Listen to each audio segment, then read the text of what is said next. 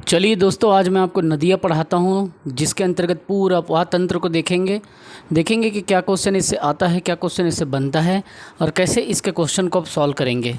तो उस फंडों को बताऊँगा, उस कॉन्सेप्ट को बताऊँगा, आप उसी पे काम करना जो बताऊँगा। किताबी दुनिया में मत जाना, उसमें जाओगे तो आप कन्फ्यूज़ हो जाओगे। ठीक है, सबसे पहले आप ये जान लीजिए नदियाँ क्यों पढ़ते हैं, क्यों ज़रूरी है। क्योंकि नदियाँ इसलिए ज़रूरी है क्योंकि इससे क्या होता है, हमारा मेन स्ट्रीम जो मुख्य धारा होता है समाज का, नदियों से जुड़ा होता है। जैसे पानी का पलायन हो गया, जैसे विभिन्न प्रकार की फैक्ट्री हो गई, फैक्ट्री से लोगों को रोज़गार मिल रहा है, या विभिन्न प्रकार के गांव हो गया, वो अपनी कृषि को पूरा नदी से अपना निपटारा कर रहे हैं। तो ये सारी चीज़ें क्या है, नदी के कारण होता है। और ये राष्ट्रीय अंतर्राष्ट्रीय मुद्दा भी होता है। ठीक, तो इसमें अपन देखते हैं किसको, अपवाह प्रणाली को देखते हैं। नदियों के अंतर्गत क्या देखते हैं अपन, तो अपवाह प्रणाली को देखते हैं। आपको अपवाह प्रणाली बोलो या अपवाह तंत्र बोलो, ठीक है।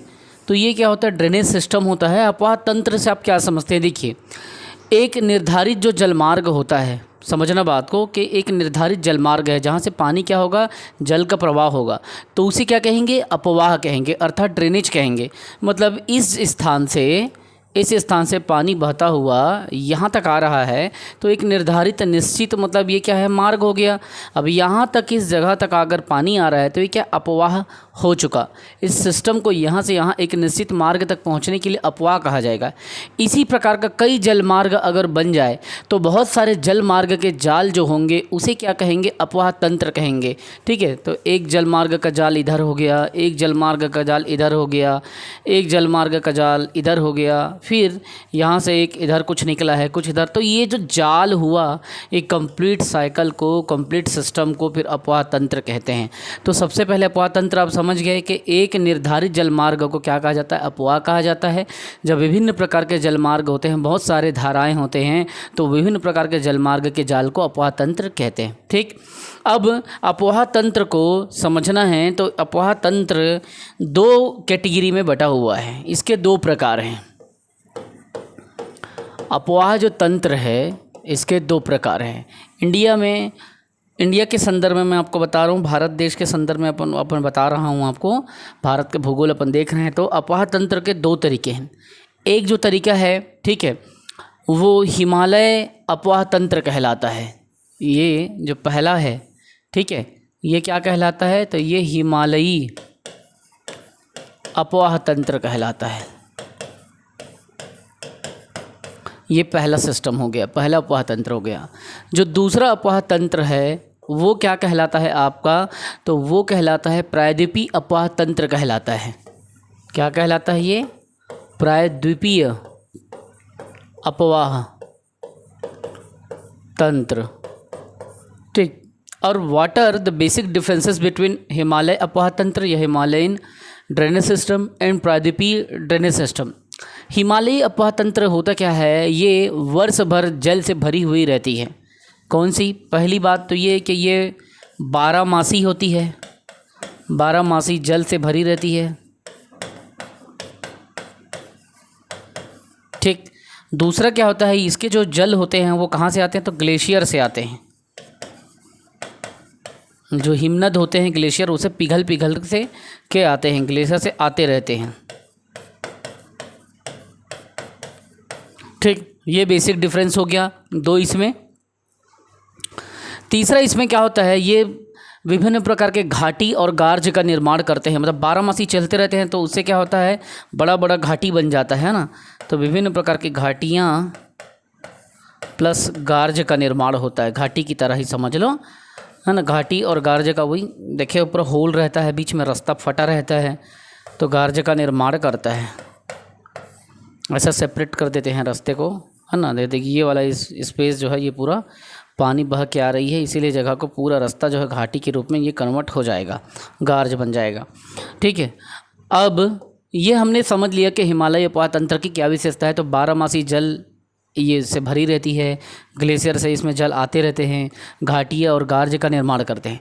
जबकि प्रायद्वीपीय अपवाह तंत्र की क्या विशेषता है, तो ये जो प्रायद्वीपीय अपवाह तंत्र होती है, ये सबसे इम्पॉर्टेंट बात याद रखना, इसकी जो नदियाँ होती हैं, इसके अंतर्गत इस ड्रेनेज सिस्टम में जो नदी आती है वो क्या होती है, वो सीजनल बेसिस होती है, अर्थात मौसमी आधारित इसमें जल मिलते हैं। मौसमी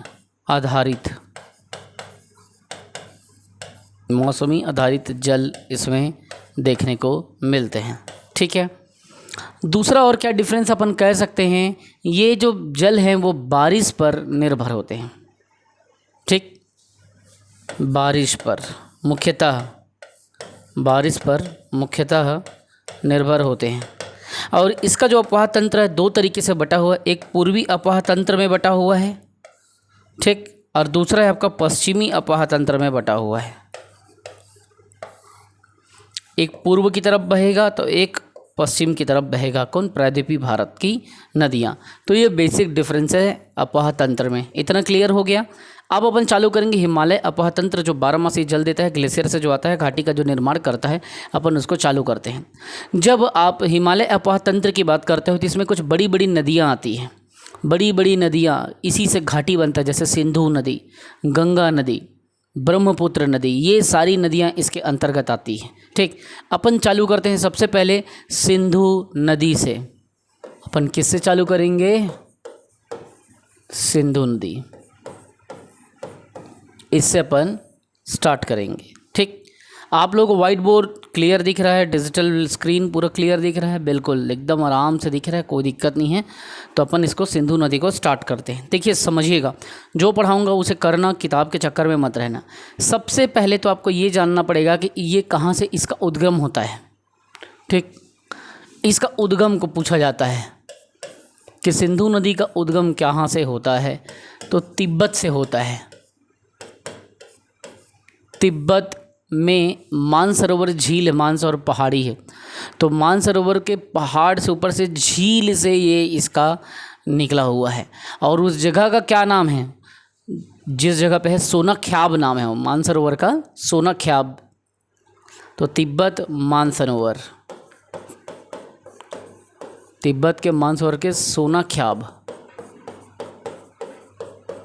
यहाँ से इसका उद्गम हुआ है। ठीक है, तो ये क्लियर हो गया उद्गम। उसके बाद में इसमें पूछा था इसकी लंबाई कितना है।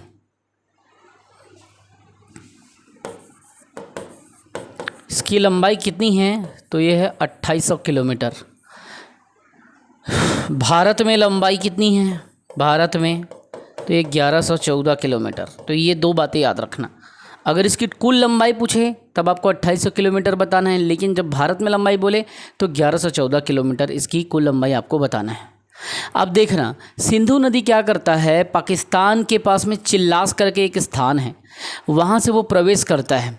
ठीक है, पाकिस्तान के पास में चिल्लास करके जगह है, वहाँ से घुसता है और कराची के पास में जाके बहते बहते कराची से फिर वो अरब सागर में मिल जाता है। तो तुमसे पूछा जाएगा कि कहाँ पे मिलता है, तो कराची में अरब सागर से मिलता है ये, अर्थात इसका संगम स्थल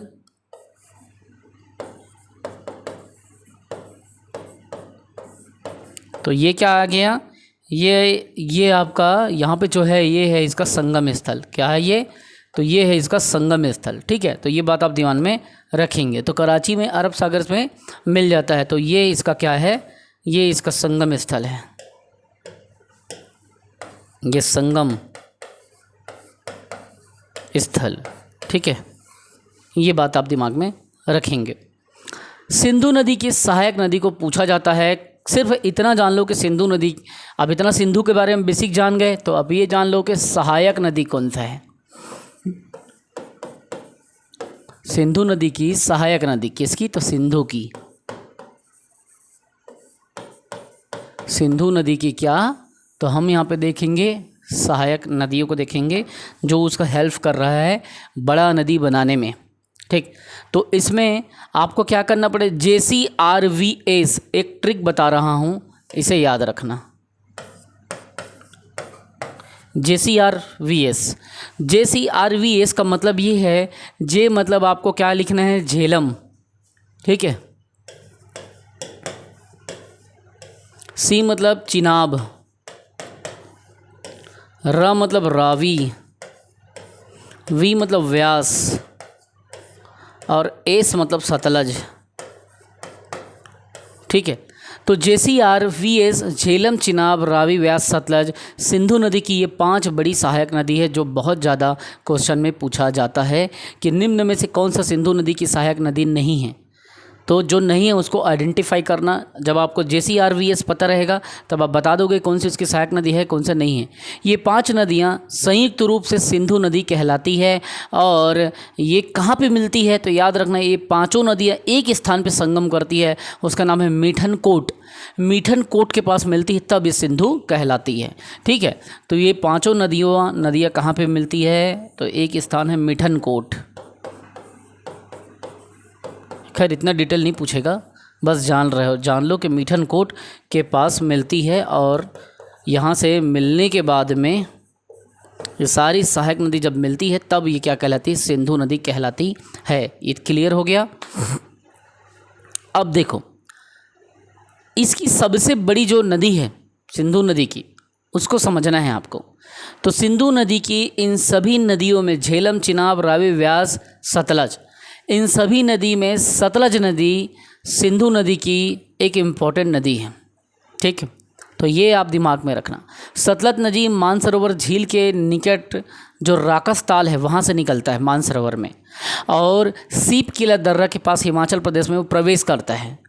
हिमाचल से निकलने वाली जो इसकी सहायक नदी है, किसकी मतलब हिमालय से जो निकलती है, क्योंकि हम हिमालयी नदी देख रहे हैं, तो हिमालय से जो निकलने वाली नदी है, जो सतलज नदी की सहायक नदी हिमालय से निकलती है, वो क्या है, श्योक नदी, गिलगित नदी, हुंजा नदी, शिगार नदी, द्रास नदी, ये सभी सतलज की सहायक नदियां हैं। बट उतना डिटेल में आप मत जाइए, आप इम्पोर्टेंट चीज़ों को देखिए। अब जैसे अपन ने बात किया झेलम नदी का, तो झेलम नदी के बारे में आप ये जान लीजिए कि ये कहाँ से इसका मतलब उद्गम होता है। तो झेलम नदी के बारे में जब आप पढ़ते हो तो आप दिमाग में ये डाल लें, तो ये बेरीनाग झील है, बेरीनाग झील। तो ये कहाँ है तो ये है कश्मीर में, ये वहाँ से उद्गम होता है इसका। कहाँ से, कश्मीर के बेरीनाग झील से। ठीक, किसकी बात कर रहा हूँ मैं, झेलम की। तो बेरीनाग के पास में शेषनाग झील है। ठीक है, बेरीनाग झील के पास में शेषनाग झील, मतलब बेरीनाग एक स्थान है, तो शेषनाग झील, चलो मैं ऐसा लिखता हूँ नहीं तो आप लोग कंफ्यूज हो जाओगे। जो बेरीनाग स्थान है ना, बेरीनाग के पास में है एक स्थान, क्या, शेषनाग झील। ठीक है, तो बेरीनाग, शेषनाग, तो बेरीनाग के स्थान पर एक शेषनाग झील है, उसी जो कि कश्मीर में पड़ता है, वहाँ से झेलम नदी का उद्गम हुआ है। ठीक, अब इसकी एक बात अब याद रखना, इसकी लंबाई कितनी है, तो इसको पूछा जाता है। तो इसकी लंबाई है, अब मैं इसको इधर मिटा रहा हूँ क्योंकि मेरे को इधर ज़रूरत पड़ेगी स्पेस का। ठीक है, तो ये मीठनकोट को आप लोग दिमाग में रखना।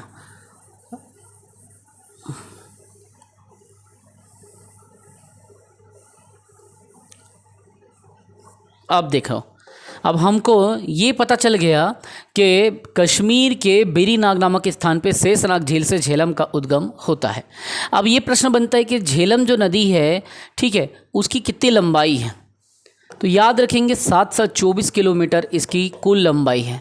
और ये पूछा जाता है कि झेलम नदी का भारत में कितना लंबा स्थान है, तो भारत में ये 400 किलोमीटर में फैली है। किसमें, भारत में। ये बात, तो इतना चीज़ जाना। उद्गम कहाँ से हुआ, तो उद्गम हुआ बेरीनाग झील से। झेलम नदी की कुल लंबाई 424, बेरीनाग कहाँ है तो कश्मीर में है, और भारत में कितना है तो 400। उसी तरीके से जब चिनाब की बात आती है तो चिनाब का याद रखना बारालाचा दल्ला, ठीक है, जिसे लाहौल स्पीति कहा जाता है। बारालाचा के पास में लाहौल स्पीति है, वहाँ से इसका उद्गम हुआ है। तो ये कहाँ है तो ये हिमाचल प्रदेश में है, HP अर्थात हिमाचल प्रदेश। ठीक है, अब बारालाचा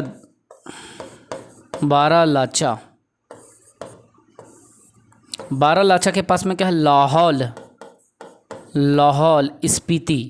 ठीक है, या लाहौल बस बोल देते हैं, या लाहौल स्पीति बोल देते हैं। ठीक है, तो लाहौल लिख लो, और लाहौल स्पीति भी मैं आपको सुना के बता दिया। तो बारालाचा के पास में हिमाचल प्रदेश में लाहौल से चिनाब का उद्गम होता है। जब बात सिंधु नदी की आती है तो चिनाब नदी को भी इसलिए जाना जाता है क्योंकि ये भी एक अच्छा खासा लंबा नदी है। इसकी लंबाई कितनी है, तो ये इसकी लंबाई है 1180 किलोमीटर। कितना है? 1180 किलोमीटर इसकी कुल लंबाई है। लेकिन जब इसकी भारत में लंबाई की बात आती है तो यहाँ पे टोटल भारत में इसकी लंबाई है 1180, ठीक है। और चूँकि इसका उद्गम कहाँ पे हो रहा है? हिमाचल प्रदेश में, और ये लगभग हमारे इंडिया में ही ये इसका पूरा क्षेत्रफल है चिनाब का, तो इसीलिए 1180 इसकी कुल लंबाई है, भारत में हिमाचल प्रदेश में है, और बाहर इसका क्षेत्रफल ज़्यादा प्रवाहित नहीं हुआ है, टोटल इंडिया में ही बहा है, इसीलिए 1180 अपन इसका देखें। जैसे झेलम था तो झेलम 724 है, लेकिन भारत में 400 है, ठीक है। लेकिन बारालाचा से निकलता है चिनाब और ये 1180 तक अपने पास है, ठीक है। मेनली अपन इसी को जानो, इसकी कुल लंबाई के बारे में ज़्यादा मत घुसो क्योंकि अलग अलग आंकड़े हैं। तो ये हो गया। फिर इसके बताता है रावी। रावी के बारे में भी दिमाग में रखना है क्योंकि ये हिमाचल प्रदेश से ये भी निकला है, और हिमाचल प्रदेश के रोहतांग दर्रे से इसका उद्गम हुआ है। रोहतांग दर्रा, ठीक। तो रावी के बारे में अपन क्या समझते हैं? तो देखो, रावी हो गया, झेलम हो गया, चिनाब हो गया, है ना। अब व्यास और रावी भयंकर कन्फ्यूजन होता है, मेरे को मालूम है। तो झेलम भी अपन देख लिया, चिनाब देख लिया, अब अपन रावी को देखेंगे। तो रावी हिमाचल प्रदेश के रोहतांग भी बोलते हैं, और एक छोटा सा स्थान भी है रावी के लिए, ठीक है। रोहतांग इसलिए क्योंकि बड़ा जगह है, लेकिन जब जगह का नाम पूछेगा ना तो बंगाहल बेसिन करके जगह है, तो वो उतना डिटेल में मैं नहीं घुस रहा हूँ। बंगाहल बेसिन आप चाहो तो नोट कर लेना अपने नोट्स में, नहीं लिखो तो कोई बात नहीं। रोहतांग दर्रा के पास से रावी का उद्गम होता है। कितना किलोमीटर है भैया इंडिया में? तो इसका रावी का 725 किलोमीटर है, 725 किलोमीटर भारत में, ठीक है। तो ये रावी का उद्गम कहाँ से? तो रोहतांग दर्रा, जो कि हिमाचल प्रदेश में आता है। बंगाल बेसिन करोगे तो कंफ्यूज मत हो जाओ, इसीलिए मैं नहीं बताया। अब व्यास नदी के बारे में बताते हैं। व्यास नदी को देखिए, इसका भी उद्गम व्यास का हिमाचल प्रदेश में हुआ है, लेकिन इसे भी आपको रोहतांग के पास लेना है क्योंकि ये भी रोहतांग से ही उद्गम हुआ है, ठीक है। तो ये दोनों सेम है, इसीलिए मैं ऐसे कर देता हूँ, ठीक है। मतलब रोहतांग दर्रे से इसका भी, रावी का भी और व्यास का भी। लेकिन व्यास की लंबाई को पूछा गया है 2-3 बार रेलवे में मैं देखा हूँ। रोहतांग दर्रे के पास से निकला है व्यास, और कितना किलोमीटर है? तो ये 470 किलोमीटर इसकी लंबाई है, 470 किलोमीटर इंडिया में, ठीक है। तो ये बात याद रखना। लास्ट में आता है सतलज। सतलज एक बड़ा क्वेश्चन हो जाता है क्योंकि ये कहाँ के? तो ये मानसरोवर झील तिब्बत से इसका उद्गम हुआ है। तिब्बत में मानसरोवर झील है, वहाँ पे एक और मतलब मानसरोवर जो झील है वहीं पे एक छोटा सा झील है राकसताल, तो वहाँ से इसका उद्गम हुआ है, ठीक है। तो सबसे पहले मैं यहाँ पे लिख देता हूँ तिब्बत, फिर मैं मानसरोवर लिखता हूँ, मानसरोवर, फिर मैं लिखता हूँ राकसताल। यहाँ से इसका उद्गम हुआ है, राकसताल से, जो कि तिब्बत की मानसरोवर झील के पास पड़ता है। अब इसमें इम्पॉर्टेंट क्वेश्चन क्या है? चूँकि ये तिब्बत के अंतर्गत आता है, इंडिया के टेरिटरी में नहीं आता, तो हमको यहाँ पे यह ध्यान रखना पड़ेगा कि जो सतलज नदी है उसका भारत में क्षेत्रफल कितना है, भारत में कितने किलोमीटर तक फैला हुआ है। तो भारत में ये देखो, टोटल क्षेत्रफल भी बता रहा हूँ और टोटल किलोमीटर भी बता रहा हूँ। इसका टोटल 1500 किलोमीटर में ये फैला हुआ है।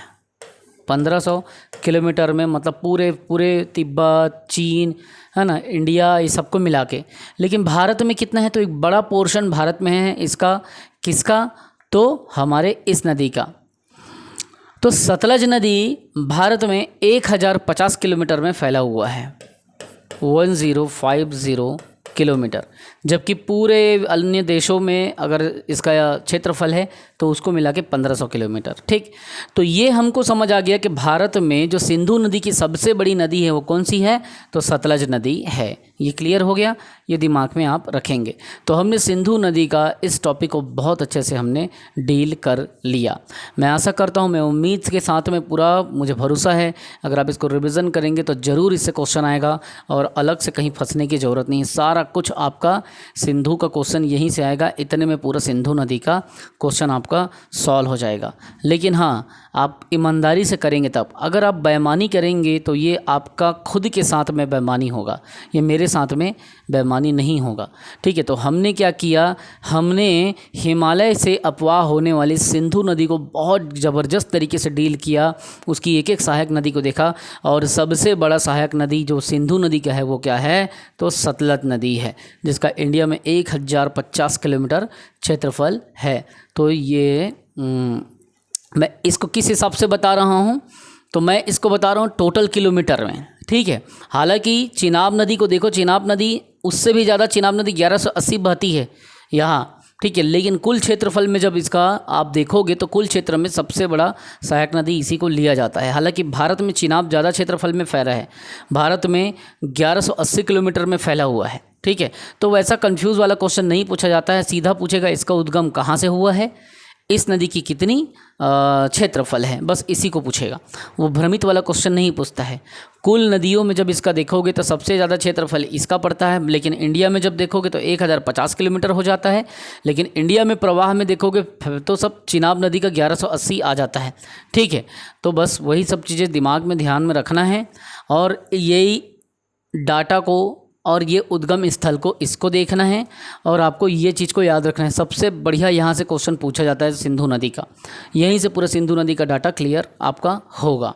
ठीक है, फिर अगली क्लास में अपन मिलते हैं।